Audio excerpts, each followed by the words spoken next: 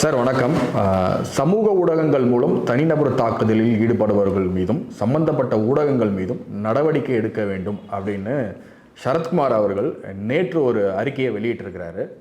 ஒரு பத்திரிகையாளர் சங்கத்தினுடைய தலைவராக இதை எப்படி பார்க்குறீங்க? முதல்ல தமிழ்நாடு பத்திரிகையாளர் சங்கத்தின் சார்பில் சரத்குமார் அவர்களுடைய இந்த அறிக்கையை நான் வரவேற்கிறேன். வரவேற்கக்கூடிய ஒரு விஷயம், நம்மளாம் இதை பற்றி பேசணும்னு நினச்சிட்டு இருக்கக்கூடிய ஒரு விஷயம். சரத்குமார் அவர்களுடைய இந்த அறிக்கையில் சொல்லியிருக்கிற விஷயங்கள் நிச்சயமாக ஏற்றுக்கூடிய ஒரு விஷயந்தான், பாராட்டத்தக்க ஒரு விஷயம். அதே சமயத்தில் இது சரத்குமாருங்கிற ஒரு சமத்துவ மக்கள் கட்சி தலைவராக இருந்து இதை சொல்லியிருந்தாருன்னா நான் மேலும் அதை வரவேற்றிருப்பேன். ஆனால் அவர் இன்னைக்கு இந்த மாதிரி விஷயங்களை மற்றவர்கள் மாதிரியே இன்றைக்கி எப்படி திமுக எல்லாமே பண்ணுறாங்களோ அவங்கள மாதிரியே சரிக்கு சமமானு சொல்கிறத விட சில இடங்கள் அதிகமாகவே செய்யக்கூடிய ஒரு ஆர்எஸ்எஸ் பாஜக அப்படிங்கிற ஒரு விங்கில் இருந்துக்கிட்டு அந்த ஒரு பாரதிய ஜனதா கட்சிங்கிற ஒரு லெட்டர் பேடில் இந்த அறிக்கையை கொடுத்துருக்கிறது, அதை நான் ஒரு விமர்சனமாக பார்க்குறேன். மற்றபடி சரத்குமார் அவர்கள் சொன்ன அந்த கருத்துக்கள் நிச்சயமாக ஏற்றுக்கொள்ள வேண்டிய ஒரு கருத்து. அதை பற்றி நானும் பேசணும் அப்படின்னு நினைக்கிறேன். நம்மளுடைய கேப்டன் நியூஸ் நேயர்களுக்கு மூலமாக, கேப்டன் நியூஸ் தொலைக்காட்சி மூலமாக தமிழ்நாடு பத்திரிகையாளர் சங்கத்தின் சார்பாக என்னுடைய கருத்துக்களை நான் பதிவு செய்ய விரும்புகிறேன். அநாகரிகமான ஒரு அரசியல் முன்னெடுக்கிறதுக்கு இன்றைக்கி மிகப்பெரிய துணையாக இருப்பது சமூக ஊடகங்கள் மட்டும் இல்லாமல் காட்சி ஊடகங்கள், இதெல்லாம் தான். இதில் பார்த்திங்கன்னா அச்சு மீடியாக்கள் பெரிய அளவில் இதுக்கு இவங்க பயன்படுறதுக்கு வர்றதில்லை. இது இன்றைக்கி காலையில் இருக்கிறது சாயங்காலம் வர்றதோ, சாயந்தரம் நடக்கிறது அடுத்த நாள் காலையில் வர்றதோ, அது மூலமாக ஸ்ப்ரெட் ஆகுறதுங்கிறதுலாம் ரொம்ப அதற்கான பெரிய ஸ்பேஸ் கிடைக்கிறதில்ல. ஆனால் அதிகமாக அந்த யூடியூபுகள், தொலைக்காட்சிகள் இதிலெல்லாம் பார்த்திங்கன்னா பண்ணுறாங்க. நிறைய கட்சிங்க, டிஎம்கே ஆகட்டும் யாராகட்டும், இதற்காக ஒரு பெரிய டீமையே நியமிச்சிருக்காங்க. அதாவது திமுக எடுத்துக்கிட்டால் இன்றைக்கி ஆளுங்கட்சி. இந்த திமுக அவங்க வச்சுருக்கிற ஐடி விங்கு 70லேருந்து 80% ஊடகங்கள் அவங்களது தான். ஆக்சுவலாக பார்த்திங்கன்னா ஒரு சட்டத்தை கொண்டு வரணும். எந்த ஊடகங்களும் அரசியல் கட்சிக்கான சார்ந்தோ சேர்ந்தோ இருக்கக்கூடாது. இருந்தால் அது லைசன்ஸ் கேன்சல் பண்ணணும். ஏன்னு சொன்னால் மக்களுக்கும் அரசியல்வாதிகளுக்கும் ஆட்சியாளர்களுக்கும் எல்லாருக்கும் பாலமாக இருக்க வேண்டியது தான் ஊடகம். இந்த ஊடகம் மக்களுடைய வலியும் வேதனையும் ஆள்கின்ற வர்க்கத்துக்கும் அதிகாரிகளுக்கும் அரசுக்கும் எடுத்து சொல்வதும், அரசனுடைய திட்டங்களை மக்கள் மன்றத்துக்கு கொண்டு செல்வதும் தான் ஊடகத்தினுடைய முக்கியமான பணி. இதற்காகத்தான் இந்த ஊடக பணிகள் துவங்கப்பட்டது, கட்டமைக்கப்பட்டது. ஆனால் இப்போ என்ன நடக்குதுன்னு சொன்னால், அரசனுடைய தவறுகளை சுட்டி காட்டக்கூடிய ஊடகங்கள் புறக்கணிக்கப்படுகிறது. அது கேப்டன் தொலைக்காட்சி ஆகட்டும், சத்தியம் தொலைக்காட்சி ஆகட்டும், மெகா தொலைக்காட்சி ஆகட்டும், யாராகட்டும், அரசனுடைய நல்ல விஷயங்களை மட்டும் சொல்லணும். ஸ்டாலின் வந்தார் போகிறாரு, அதை பண்ணுறாரு இதை பண்ணுறாருன்னு அப்படியே புகழ் மாலை சொன்னீங்கன்னா நீங்கள் கேபிள் டிவியில் எல்லாத்துலேயும் நீங்கள் அரசு கேபிள் எல்லாத்துலேயும் நீங்கள் முன்னிலைப்படுத்தி போடுங்க. இதே அரசு அறிவித்த இந்த திட்டம் போய் சேரல. உதாரணத்துக்கு இப்போ மின்சார கட்டணம், இவங்களே குடும்பத்தோடு கருப்பு துணி போட்டு வீட்டு வெளியில் நின்னாங்க. மின்சாரத்தை தொடர்றத விட மின்சார பில்லே ஷாக் அடிக்குதுன்னெலாம் சொல்லி இதே ஐடிவிங்க வச்சு தான் மீம்ஸ் போட்டாங்க, எல்லாம் செஞ்சாங்க. மாதம் மின்சார கணக்கெடுப்பு செய்வோம்னு சொன்னாங்க. இப்போ மாதம் செயல்னாலும் பரவாயில்ல. 10 ஆண்டு காலம் அதிமுக ஆட்சி பல கொடுமைகள் அனுபவித்தோம். ஏகப்பட்ட மின்சாரம் எல்லா பிரச்சனையும் வந்துச்சு. அப்போ எல்லோரும் என்ன நினச்சோம், திமுக மாற்று அரசு வந்துச்சுன்னா நமக்கு மாதம் கணக்கெடுத்து நம்ம ஒரு பெரிய சுமையெல்லாம் குறைப்பாங்கன்னு நம்பினவங்களில் நானும் ஒருத்தர். ஸ்டாலின் வந்தாருன்னா எடப்பாடி ஜெயிலுக்கு போயிடுவார் அப்படின்னு நினச்சவங்கள நான் ஒருத்தர். ஆனால் அவங்க கட்சியில் இருக்கிறவங்களாம் தான் போயின்னுக்கிறாங்க. இன்றைக்கு வரைக்கும் ஒரு சிஎஸ்ஆர் கூட எதிர்க்கட்சி தலைவராக இருக்கக்கூடிய அன்றைய முதல்வராக இருந்து இவ்வளோ அலிகேஷன் சொன்ன எடப்பாடி மீது இதுவரை போடப்படவில்லை. அதுக்கு உண்மையிலே அதற்கான முகாந்திரம் இல்லையா, இல்லை இவர்களுக்குள்ள அண்டர்ஸ்டாண்டிங்காக என்னன்னு எனக்கு தெரியல. ஆனால் பொன்முடியிலிருந்து எல்லாரும் இவங்கெல்லாம் போகிறாங்க. அப்போது எதை நம்ம ஃபாலோ பண்ணுறது, எதை நம்ம நம்புறதுன்னே தெரியல. இது பார்த்திங்கன்னா எவ்வளோ பெரிய ஏமாத்து. நீட்டு விடுங்க, நீட்டு மோசடி விடுங்க, மின்சாரத்தை எடுத்துங்க, இப்போ திருப்பியும் உயர்த்தியிருக்காங்க. கேட்டால் மத்திய அரசு மேலே சொல்கிறாங்க. நான் என்ன சொல்கிறேன்னா, மத்திய அரசு மேலேயே குறை சொல்கிறதுக்கு 40 பேர் கேன்டீனுக்கு எதுக்கு போயின்னுக்கிறீங்க? டெய்லி நின்றுடுங்க. எதுக்கு 40 பேரை வெற்றி பெற சொல்லி வச்சு அனுப்பணும்? யாராவது ஒருத்தர், அது தேமுதிகவில் இருந்தோ, நாம் தமிழர் கட்சியில் இருந்தோ, பாமகவில் இருந்து, ஏதோ ஒரு கட்சியில் இருந்தோ ஒருத்தரையாவது அமைச்சிருந்தோன்னு வச்சுங்க, அவங்களாவது கேட்டிருப்பாங்க. 40 பேர் ஒன்றா அனுப்பிச்சு மத்திய அரசு எங்களுக்கு இது செய்யலை, மத்திய அரசு எங்களுக்கு அது பண்ணல, எங்களுக்கு ஃபண்டு தரல, ஜிஎஸ்டி வசூல் பண்ணி தவிர தரலன்னு அவங்களையே குறை சொல்கிறதுக்கு 40 பேர் எதுக்கு நம்ம அமிச்சோம்? 40 பேர் எதுக்கு நம்ம ஓட்டு போட்டோம்? எதுக்கு ஜெயிக்க வச்சோம்? இங்கே இருக்கிற தமிழ்நாட்டில் இருக்கிறவங்கள எல்லாரையும் ஓட்டு போட்டு ஜெயிக்க வச்சோ எங்களுக்கு எந்த பிரயோஜனமும் இல்லை. பாராளுமன்றத்துக்கு 40 பேர் ஜெயிக்க வச்சோ எங்களுக்கு எந்த பிரயோஜனமும் இல்லை. இதில் எந்த ஒரு விஷயத்தையும் மக்கள் மன்றத்துக்கு கொண்டு போகிறதுக்கு முடியல. யாராவது அதை மீறி யாராவது பேசினா சரி, சவுக்கு சங்கரை தூக்கி வச்சுங்க. அந்த ஃபெலிக்ஸ் என்ன பண்ணார்? இவ்வளோ தண்டனை தேவையா? அப்படி பார்த்தா சிவாஜி கிருஷ்ணமூர்த்தி பேசுகிறதெல்லாம் எங்கே எடுத்துன்னு போய் சொல்கிறது? என்ன ஒரு நாகரிகமான ஒரு விஷயம் இருக்குது. சீமான் எடுத்துக்குங்க. சீமான் எல்லாரும் வியக்கக்கூடிய அளவுக்கு ஒரு 3rd பிளேஸ்ன்னு சொல்கிற அளவுக்கு பிஜேபியா சீமானா இல்லை காங்கிரஸோட இவர் ஜாஸ்தியா அப்படியா இப்படியான்லாம் சொல்கிற ஒரு விஷயத்துக்கும் ஒரு அங்கீகரிக்க ஒரு சின்னம்லாம் பறிப்போன நிலைமையில் யாராக இருந்தாலும் அந்த இடத்துல மீண்டு வர்றதே கஷ்டம். அதெல்லாம் ஓவர்லுக் பண்ணி இன்றைக்கி ஒரு அங்கீகரிக்கப்பட்ட கட்சியாக ஒரு நாம் தமிழர் கட்சி வரும்பொழுது அதிகமான சோஷியல் மீடியாவினுடைய ஆக்கிரமிப்பு இருக்கக்கூடிய ஒரே கட்சி, ஒரே தலைவர் சீமான். புதிய வாக்காளர்கள், இளம் வாக்காளர்கள், முதலாக அந்த ஏஜ் அட்டன் பண்ணி ஓட்டு போடுற வாக்காளர்கள் 70லேருந்து 80% ஓட்டு போடுவாங்கன்ற ஒரு எதிர்பார்ப்பு இருக்கக்கூடிய ஒரே கட்சி நாம் தமிழர் கட்சி. அதே மாதிரி கமல்ஹாசனுக்கு இருந்துச்சு. கடைசியில் அவர் எப்படி சரத்குமார் கட்சியவே எடுத்துன்னு போயிட்டு ஓவர் நைட்டில் வச்சவர், அந்த மாதிரி ஒரே ஒரு பாராளுமன்ற ஒரு அக்ரிமெண்ட்டுக்காக மக்கள் நீதி மையத்தை எடுத்துன்னு போய் அங்கே வச்சுட்டார் அவர். அது விடுங்க, அதனால் அதுவும் நமக்கு எல்லாம் போயிடுச்சு.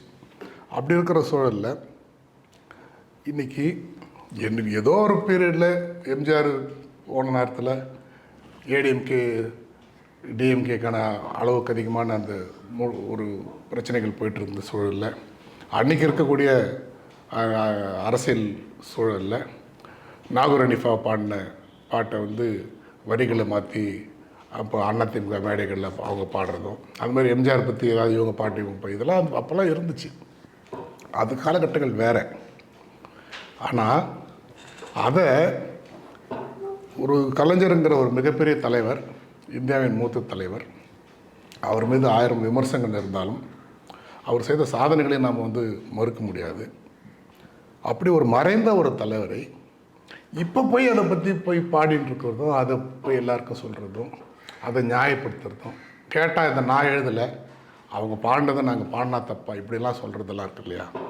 இதெல்லாம் சீமான் போன்ற ஒரு ஒரு அப்கமிங்காக இருக்கக்கூடிய, அது இளைஞர்களுக்கு ஒரு ரோல் மாடலாக இருக்கணும்னு நினைக்கக்கூடிய ஒரு தலைவர் ஒரு கீழ்த்தரமான ஒரு அரசியலை முன்னெடுக்கிறதும், இதை முழுக்க முழுக்க ஊடகங்கள் அதை கவர் பண்ணுறதும், அவங்களுடைய சோஷியல் மீடியாக்களும் அவங்களுடைய யூடியூப்புகளும் அவங்களுக்கு ஆதரவான இந்த மாதிரி யூடியூப்பில் இருக்கவங்க எல்லாரும் சேர்ந்து அதையே திருப்பி திருப்பி செய்கிறதும் பண்ணுறதும், அதற்கு பதில் சொல்லும் விதமாக சுபவீர பாண்டியன் போன்ற மிகவும் மரியாதைமிக்க பேராசிரியர்களை எல்லாம் கொண்டு அவர்களை பதில் சொல்ல வைப்பதும், ஐடி விங்குக்கு வந்து சீமானை டேமேஜ் பண்ணுறதுக்காக விஜயலட்சுமி போன்ற பிரச்சனைகள் எல்லாத்தையும் கிளப்பி விடும். இதெல்லாம் பார்த்திங்கன்னா ஒட்டுமொத்தமாகவே இந்த துறைங்கிறதே வந்து அவமானமாக நினைக்கிற அளவுக்கு நமக்கு வந்து இருக்குது. சரத்குமார் அவர்கள் சொல்லியிருக்கிறது வந்து நிச்சயமாக வந்து ஏற்றக்கூடிய ஒரு விஷயம். அவருடைய இந்த அறிக்கைக்கு தமிழ்நாடு பத்திரிகையாளர் சங்கம் முழு ஆதரவு நாங்கள் தரோம். அதே லெட்டர் பேடை சரத்குமார் அவங்க கட்சிக்கும் கொடுக்கணும், அவங்களுடைய பிஜேபி விங்குக்கும் கொடுக்கணும்.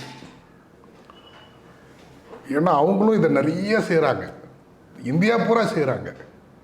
இங்கே வந்தால் முருகர் எடுத்துக்க வேண்டியது, அங்கே போனால் ராமர் எடுத்துக்க வேண்டியது, எல்லா இடத்துலையும் ரவுடிகளை வச்சு கலவரம் பண்ணுவாங்க. இவங்க கடவுள்களை வச்சு கலவரம் பண்ணுறாங்க. உலகத்திலே கடவுளை அடியாளாக வச்சுட்டு இருக்கிற ஒரே கட்சி பிஜேபி தான். அதே மாதிரி மீடியாக்கள் இங்கே பார்த்திங்கன்னா 70-80% வந்து திமுகனுடைய கட்டுப்பாட்டில் ஊடகங்கள் இருந்தாலும் மீதி இருக்கிறது ஒரு 10% பொதுவாக இருக்கும். மீதி 20% பார்த்திங்கன்னா இந்த மீடியாக்களெல்லாம் மூடியாக்களாக மாறி அவங்க கட்டுப்பாடு கொண்டு போய் அவங்க மூலமாக இந்த மாதிரி தவறான விஷயங்களை விதைக்கிறாங்க. அப்போ ரெண்டுமே நமக்கு ராங்காக இருக்குது. மக்களுக்கான ஊடகம்ங்கிறதே இல்லை. 1-2 இருக்குது, அதை வரவிடுறதில்ல. ஃபஸ்ட்டு ஊடகம் என்பதே மக்களுக்கான ஒரு நம்பகத்தன்மை உண்டாகக்கூடிய ஒரு தளமாக இருக்கணும், ஒரு களமாக இருக்கணும். அப்படி அரசு செய்கிற தப்புகளும் அரசு நலத்திட்டங்களும் மக்களுக்கு கொண்டு செல்கிற ஊடகத்தின் மீது இருக்கிற நம்பகத்தன்மை எப்படி இருக்கும்னா அது சுதந்திரமாக செயல்படும் போது தான் இருக்கும். ஆனால் புகார் பெட்டின்னு ஒரு இடத்துல வச்சுருப்போம். அந்த புகார் பெட்டினுடைய சாவி யார்கிட்ட இருக்கோன்னா அவங்க அங்கே இருக்கிற நிர்வாகத்தின் மேலே இருக்கிற நம்ம புகார்லாம் யார் கடிதம் எழுதுகிறாங்களோ அதுக்கு அதிகாரத்தில் இருக்கக்கூடியவர்கள் அந்த சாவி வச்சுருப்பாங்க. அதை திறந்து பார்த்து யார் மேலே புகார் இருக்குன்னு பார்த்து நடவடிக்கை எடுப்பாங்க. புகார் பெட்டியினுடைய சாவி யார் மேலே புகார் தருமோ அவங்க கையிலே வச்சுன்னு இருந்தால் எப்படி அந்த புகார் கடிதம் வந்து நடவடிக்கை எடுக்கப்படும்? அந்த மாதிரி இந்த மாதிரி எல்லா சேனல்ஸினுடைய கட்டுப்பாடு அரசு கேபிளில் எப்படி இருக்கும்? இது என்ன நியாயம்? இது எங்காவது நடக்குமா? இது ஊடகத்தினுடைய நிலை எதுவா? எப்படி வந்து உண்மை விஷயங்கள் வந்து மக்கள் மன்றத்துக்கு முன்னாடி போய் சேரும்? இப்போ நான் இருக்கிறேன், நான் ஒரு தொலைக்காட்சி நடத்துகிறேன். நான் இப்போ ஒரு தொலைக்காட்சி நடத்தினா இன்றைக்கி என்ன இஷ்யூ நான் எடுப்பேன்னு சொன்னால் மாதம் மின்சார கணக்கெடுப்புன்னு சொல்லி மக்களை ஏமாற்றி மோசடி செய்ததை பற்றி நான் பேசுவேன். என் சேனலில் நான் பேசுவேன். மாதம் கணக்கெடுப்பு செய்கிறன்றது மட்டும் இல்லாத மேலும் மேலும் மேலும் உயர்த்துறது, அப்போ இன்னும் ஜாஸ்தி. இப்போ இதை பற்றி நான் பேசுகிறேன் அப்படின்னு சொன்னால் இதை பற்றின ஒரு 1 hour ஒரு ஃபுல்லாக ஒரு ஸ்டோரி பண்ணி ஒரு தொலைக்காட்சி டெலிகாஸ்ட் பண்ண முடியுமா? அப்படி டெலிகாஸ்ட் பண்ணி மக்கள் மன்றத்துக்கு ஒரு விஷயத்தை அந்த ஊடகம் கொண்டு போனால் அரசு கேபிளில் அந்த சேனலில் இந்த அரசு இருக்க விடுமா? அப்புறம் எப்படி வந்து ஊடகங்கள் வந்து இயங்க முடியும்? உடனே நீங்கள் என்ன பண்ணுவீங்க? அதோட எல்லா விளம்பரத்தையும் கட் பண்ணிவிடுவீங்க. அது எங்கேயோ ஒரு இதில் எடுத்துன்னு போய் எங்கேயோ தெரியாத மாதிரி எடுத்துன்னு போய் போட்டுருவீங்க. அவ்வளோதான், அவங்க மறுபடியும் எழுந்துக்கவே முடியாது. அப்போ வேறு வழி இல்லாமல் ஸ்டாலின் தான் வராரு அப்படின்னு திருப்பி அவங்களும் சேர்ந்துன்னு பண்ண வேண்டிய ஒரு இக்கட்டான ஒரு சூழலில் நீங்கள் கொண்டு வந்து நிறுத்துவீங்க. அது போக பாருங்கள், மக்கள் தொலைக்காட்சி போன்ற பல தொலைக்காட்சிகள் வந்து ரொம்ப நஷ்டத்தில் இயங்க முடியாமல் இன்றைக்கி போயிட்டுருக்கு. கேப்டன் தொலைக்காட்சி அதே மாதிரி கேப்டன் நியூஸ், அதாவது வந்து ஒரு சன் டிவி ஜெயா டிவிங்கிற மலைகளுக்கு நடுவில் அப்படி நதி மாதிரி உள்ளே வந்து ஜனங்கிட்ட வந்தது வந்து கேப்டன் தொலைக்காட்சி.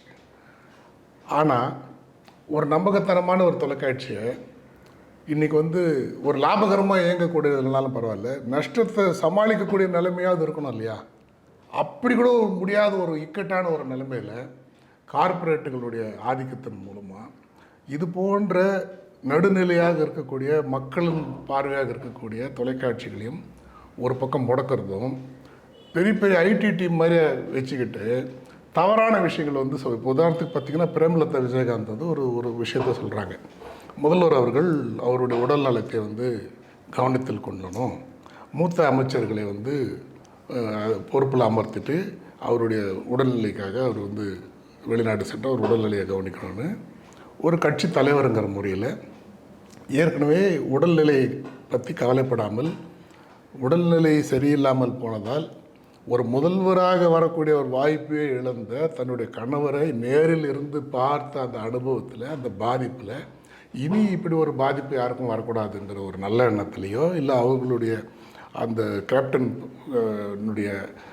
அவர் உடல்நிலை சரியில்லாமல் இவ்வளோ பெரிய வாய்ப்புகள்லாம் அவர் இழந்து ஒரு கட்சி வந்து இன்றைக்கி இந்த நிலைமையில் வந்து ஒரு இக்கட்டான நிலைமையில் ஒரு கஷ்டமான ஒரு காலகட்டத்தில் அவங்க கொண்டு சொல்கிறது அந்த அனுபவத்தையே வச்சு அவங்க ஒரு எண்ணத்தில் வந்து அவங்க சொல்கிறாங்க.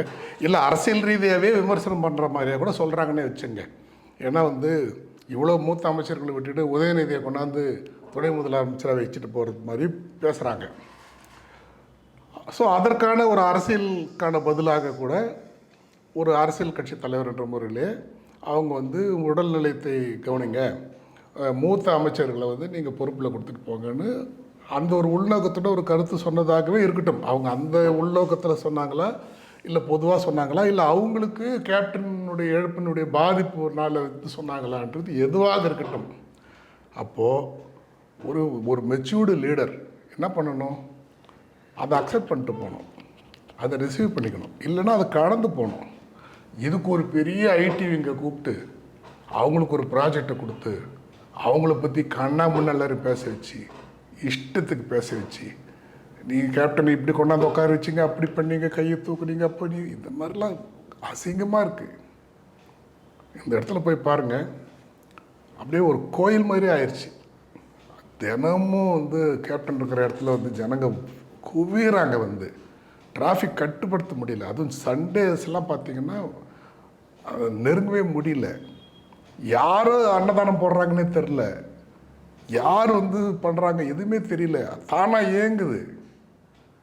அப்படிப்பட்ட ஒரு நேம் இருக்குது, அவருக்குன்னு ஒரு பொலிட்டிக்கல் பார்ட்டி இருக்குது, அவர்களுக்கு ஒரு இது இருக்காங்க. அவங்கள போய் இப்போ போயிட்டு தேவையில்லாமல் வந்து ஒரு டீம் வச்சுக்கிட்டு அதை ஒரு டார்கெட் பண்ணிக்கிட்டு இதைத்தான் சரத்குமார் சொல்கிறாரு. தனி மனிதர் தாக்குதல் இதில் எதுக்கு? நீங்கள் ஒரு விஷயத்துக்கு அக்செப்ட் பண்ணுங்க, இல்லை கடந்து போங்க. அப்புறம் சீமானுக்கும் இவ்வளோ பெரிய ஆள்ற கட்சிக்கும் என்ன வித்தியாசம் இருக்குது? சீமான் தான் மெச்சூரிட்டி இல்லாமல் இவ்வளோ கேவலமாக இறங்கி செய்கிறாரு.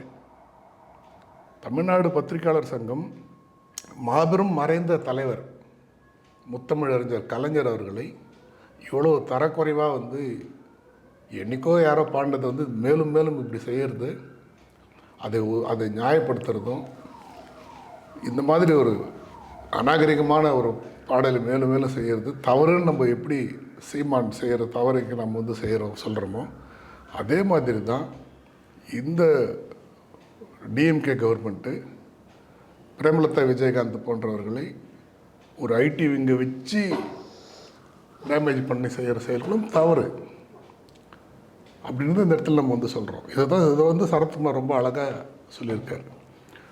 இதில் பார்த்திங்கன்னா நிறைய எல்லாத்துலேயுமே இன்றைக்கி வந்து ஒரு நல்ல விஷயங்களை நல்ல கண்டென்ட்டை போடுற ஒரு யூடியூபுக்கு வந்து வியூஸ் கிடையாது. காரணம் என்னென்னா மக்களே வக்கரமான புத்திக்கு வந்துட்டாங்க. பிரச்சனை வந்து யூடியூப் நடத்துகிறவங்க மேலேயோ, ஆட்சியாளர்கள் மேலேயோ, கண்டென்ட் ரைட்டர் மேலேயோ, எடிட்டர்ஸ் மேலேயோ அவங்கள மட்டமான மக்கள் ஜாஸ்தி ஆகிட்டாங்க. ஒரு ப்ரெஸ் மீட்டு, ஒரு படத்தோட ப்ரெஸ் மீட்டு, அந்த ப்ரெஸ் மீட்டினுடைய வீடியோஸ் வந்து எவ்வளோ போகுதுன்னு பார்த்தீங்கன்னா ஒன்றுமே போகாது. ஆனால் ரொம்ப பிரம்மாண்டமான ப்ரெஸ் மீட்டாக இருக்கும். ஆனால் இவங்க வந்து தம்ப்நெயில் போடுவாங்க, ப்ரெஸ் மீட்டில் நடந்த கலாட்டா, பாதியில் வெளியேறின கதாநாயகி, இந்த மாதிரி எதையாவது ஒன்று போடுறது. அவ்வளோ பெருசாலாம் ஒன்றும் நடந்திருக்காது. அப்போது ஒருத்தரை இம்ப்ரெஸ் பண்ணுறதுக்காக ஒரு டைட்டில் போட்டு அதுக்கு வியூஸ் காட்டுறது. இவங்களும் வெளியேறனா வெளியேறிட்டு போகிறா என்ன இப்போன்ட்டு அதுக்கு இம்பார்ட்டன்ஸ் தராமல் போனோம்ல, அதை தான் போய் பார்க்குறது. ஒன்று விவாதத்தில் நடந்த பத்திரிகையாளர் சந்திப்பு அப்படின்னு போய் அது ஒரு விவாதமும் இருக்காது. அவன் கேட்டான், அவன் காதிலே வாங்காமல் போயிருப்பான். இது மாதிரி எடுத்துகிட்டு போய் போடுறது. அதுக்கப்புறம் மற்றவங்க குடியை கெடுக்கிறதுக்காகவும் விளக்கு பூச்சி பார்த்த மாதிரியும் உட்காந்து பேசுகிறதுக்கு ஒரு கும்பல். இந்த பைல்வான் ரங்கநாதன் மாதிரி உட்காந்துக்கிட்டு எப்போ ஏதோ நடந்ததுங்கிறது இப்போ அவங்க அந்த யாரோ ஒரு நடிகர் இருப்பான், அவங்க பாவம் பேரம் பேத்தி எடுத்துகிட்டு இருப்பாங்க. இப்போ அவங்களுக்கே சில விஷயங்கள் சூழலில் அவங்க சில தவறுகளோ சில ராங்கான ப்ராஜெக்டோ ஏதோ ஒன்று அந்த அந்த பீரியடில் அவங்களுக்கு நடந்திருக்கலாம். ஒரு விபத்து அது, இல்லை தெரியாமல் மாட்டின்னு வந்திருக்கலாம், யாரையோ நம்பி போயிருக்கலாம், ஏதோ ஒரு விஷயம் நடந்திருக்கலாம். ஒரு பத்திரிக்கையில் வந்துச்சு ஆதாரத்தோட, ஏதோ வந்துச்சோ வரலையோ அது ரெண்டாவது. நம்ம மிகப்பெரிய கடலைத்தான் நாம் ரசிக்கணும். எங்கேயோ போய் கலக்கிற அந்த கோவத்தை நின்று பார்த்துக்கிட்டே இருந்தோம்னா நமக்கு நாற்றம் அடிச்சுட்டு தான் இருக்கும். அதுலேருந்து ஏன் வெளியே வரமான்றாங்கன்னு தெரியல.